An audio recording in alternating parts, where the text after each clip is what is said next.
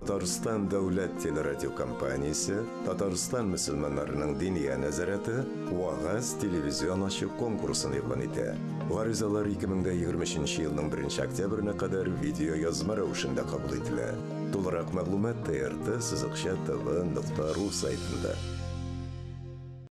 Әссәламу алейкум ва рахматуллахи ва баракатуху, хөрмәтле дин кардәшләр. Вагаз телевизион ачык конкурсын дәвам иттерәбез. Бүгенге вагазыбыз тәкәбберлек турында. Аны Ильяс Мөбәрәкшин сөйли. Ассаламу алейкум ва рахматуллахи ва баракатух. Хәерле кардәшләр. Аллаһ субхану ва тааля тәкәбберлекне иң беренче тапкыр тарихка карасак, Адам алейхиссалам вакытында була.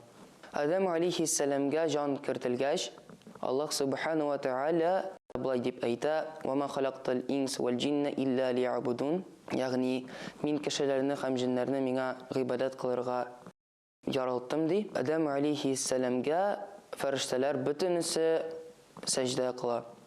Әмма шул Азазил, хәзерге вакытта Иблис, инде Адам алейхиссаламга сәҗдә кылмый. Ни өчен дигәндә, чөнки Адам алейхиссалам җирдән була, Иблис алейхиссалам барча фәрештәләр сыман ул нурдан яки уттан була.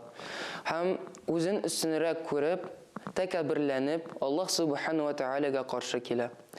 Аллаһ субхану ва тааля аны мәңгелек җәһәннәмгә илтмәкче була. Әмма Иблис Аллаһтан вакыт сорый: "Кыямәт көненә кадәр мин синең адәм балаларыңны юлдан аздырам" ди.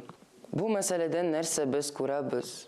Аллаһ субхану ва тааля безгә тәкәбберлекне күрсәтә. Ягъни Иблис хәтта Аллаһ субхану ва тааляга, алемнәрнең Раббысына каршы килеп, үзен җирдән бийек икәнен күрсәтә.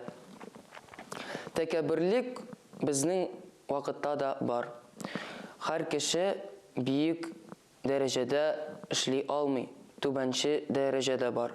Шуңа күрә кешеләр үзен директор булса, үзен берәр премьер-министр булса, тәкәбберләнеп тота башлыйлар.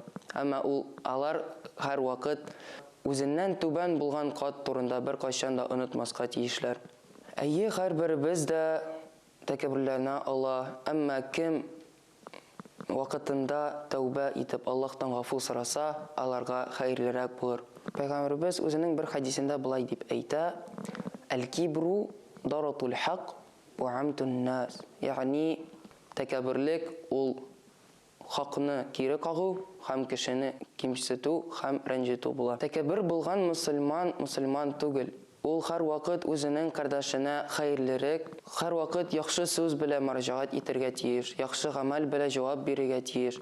Хәтта пәйгамбәрбез әйтте: "Зулымга да яхшы белән җавап бирергә тиешсез". Шуңа күрә, хәйрле кардәшләр, без күбрәк тәкәбберлекне басып, Аллаһ субхану ва тааля зикр итеп, тәүбә итеп, үзебезнең тәкәбберләнү вакыты өчен гафу сорыйк. Тәкәббер кешеләр кыямәт көнендә кырмыска зурлыгында булыр дип искәртелә дин китапларында. Тәкәббер булу-булмау бары тик үзебездән тора. Барыгызга да матур гамәлләр теләп, бүгенгә сау булашам. Әссәламу алейкум ва рахматуллахи ва баракатуху.